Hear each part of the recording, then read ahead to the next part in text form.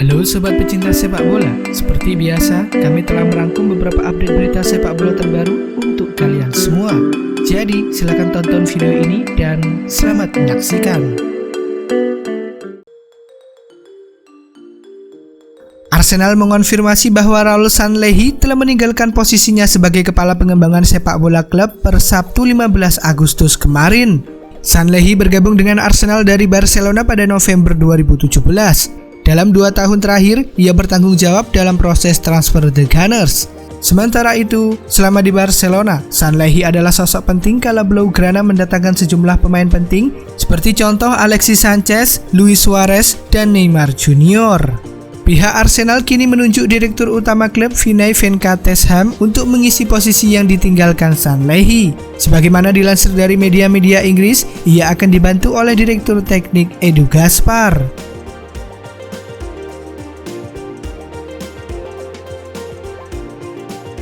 Performa gelandang Manchester City, Kevin De Bruyne pada musim ini begitu gemilang. Sampai-sampai dirinya mendapatkan gelar Player of the Season kendati gagal menyumbang trofi Premier League kepada The Citizens. Terlepas dari kegagalan tersebut, De Bruyne sanggup mengantongi 20 assist pada musim ini. Torehan tersebut menyamai rekor yang pernah diraih legenda Arsenal Thierry Henry pada musim 2002-2003 lalu. Tak sampai di situ, De Bruyne juga memiliki catatan peluang dan keterlibatan gol terbanyak di musim ini. Statistik apiknya semakin lengkap dengan raihan 13 gol dari 35 penampilannya.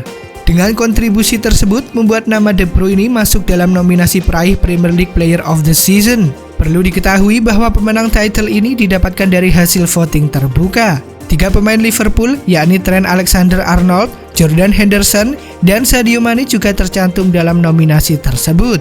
Kemudian ada nama-nama lain seperti Danny Ings, Nick Pope, dan Jamie Vardy. Namun pada akhirnya De Bruyne menjadi pemenang setelah mendapatkan suara terbanyak. Ia merebut gelar tersebut dari tangan Virgil van Dijk yang memenangkannya pada musim 2018-2019 kemarin.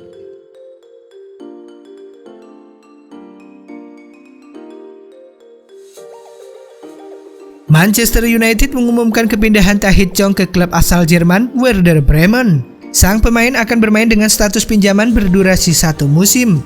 Para pemain muda jebolan tim Akademi Manchester United memang sedang mendapatkan banyak kesempatan tampil dari sang pelatih Ole Gunnar Solskjaer. Mason Greenwood dan Brandon Williams adalah 2 di antaranya. Sayangnya Chong tidak memiliki nasib yang sama dengan kedua rekannya tersebut. Pada musim ini, pemain berusia 20 tahun itu hanya dimainkan sebanyak 2 kali di ajang Premier League. Alhasil ia tidak memiliki pilihan selain meninggalkan The Red Devils jika ingin berkembang. Oleh karenanya, ia pun dengan sukarela bergabung dengan Werder Bremen sebagai pemain pinjaman demi mendapatkan kesempatan tampil.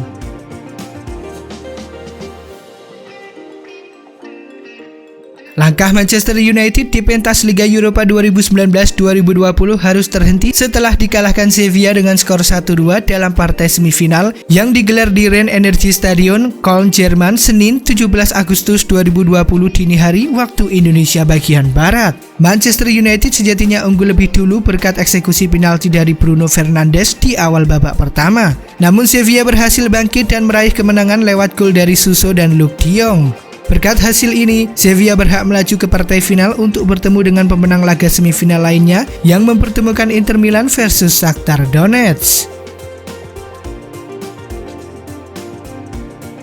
Ada catatan menarik bagi Manchester United usai tumbang di tangan Sevilla di semifinal Liga Eropa. Pada pertandingan tersebut, Setan Merah lebih banyak menunggu lawan di area permainannya sendiri di babak pertama. Sementara Sevilla justru bermain lebih agresif. Akan tetapi justru United yang bisa mencetak gol lebih dahulu. Pada menit ke-7, Marcus Rashford dilanggar oleh Diego Carlos di kotak terlarang. Penalti pun sempat diprotes oleh pemain Sevilla, sebab Rashford sudah menendang bola lebih dahulu sebelum terkena tackle dari Diego Carlos. Namun wasit tetap memberikan penalti tersebut, dan Bruno Fernandes dengan apik mampu mengeksekusi tendangan dari titik 12 pas tersebut.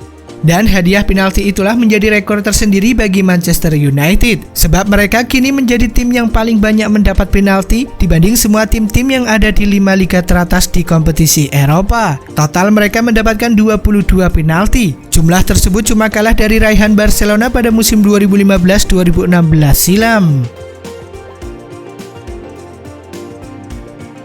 Saat ini bukan cuma kekalahan Manchester United yang menjadi perbincangan, melainkan pertengkaran antara Bruno Fernandes dan Victor Lindelof. Fernandes dan Lindelof tertangkap kamera saling berdebat seusai gol kedua Sevilla. Bruno Fernandes terlihat memberitahu Lindelof apa kesalahan yang telah dilakukannya. Namun Lindelof tidak terima dan membantah pernyataan dari Fernandes. Terkait masalah tersebut, ex-back Liverpool, Steven Warnock menjelaskan duduk perkaranya. Warnock yang notabene berposisi sebagai bek kiri memahami betul kelemahan penghuni jantung pertahanan. Saya menyoroti penampilan Lindelof untuk gol kedua Sevilla. Tidak sekalipun dia melihat ke belakang. Tampaknya ada kesalahan komunikasi di seluruh lini belakang Manchester United. Bruno Fernandes sangat marah kepada Lindelof. Masalah bagi para pemain belakang adalah Anda akan dihukum karena hal tersebut, sedangkan para striker tidak mendapatkannya, ujar Steven Warnock seperti dikutip dari BBC.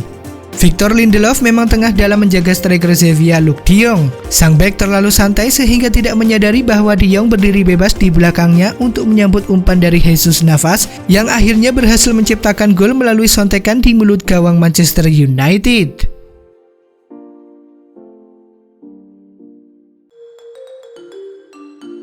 Oke sobat pecinta sepak bola, itulah tadi beberapa update berita sepak bola terbaru. Sampai jumpa di video selanjutnya.